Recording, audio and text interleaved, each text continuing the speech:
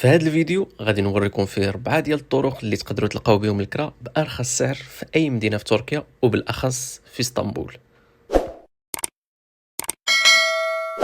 نبداو بالطريقه البديهيه اللي هي تمشي لاقرب سمسار اللي هو الاملاك تشيب التركيه.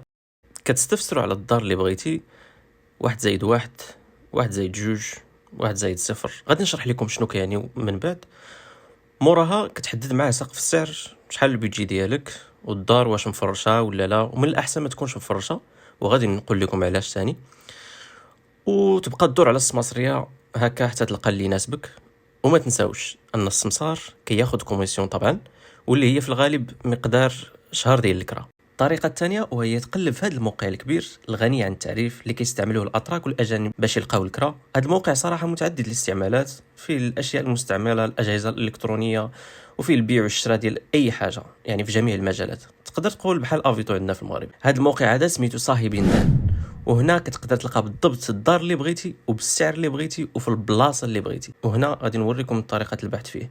اول حاجه كتمشي للفلتر، كتسيب لي المدينه والاحياء اللي بغيتي، ودائما اختار تكري عند مول الدار ديريكت باش ما تخلصش فلوس السمسار، ودير بحث. وهنا غتشوف وتخير الدار اللي عجبتك، كتصل بمولاها وتاخذ معاه رونديفو وتمشي تشوفها. ولكن ما تنساوش واحد الحاجه ضروريه هنايا، بعض المرات كتلقاو اعلانات باثمنه رخيصه، هادو غالبا يا كيكريو بيت واحد او لا كيكريو النهار. لذلك ضروري خاصك تقرا التفاصيل مزيان قبل ما تتصل، حيت كاينين اللي كيبغيو شروط بحال شي وحدين كيبغيو غير الموظفين الطلبه، لا اخرين باغيين غير المتزوجين او غير البنات الى اخره. فهاد النقطه مهمه بزاف، انتبهوا ليها.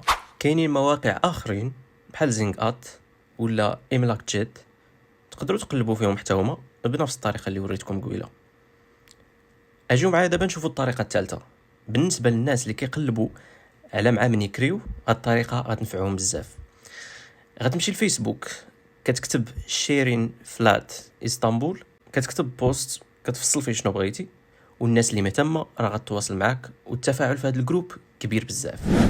بالنسبه للطريقه الاخيره اللي قليل اللي كيعرفها وهي كتهم الطلبه بزاف، هي ان لكل جامعه كيكون عندها جروب انستغرام او فيسبوك.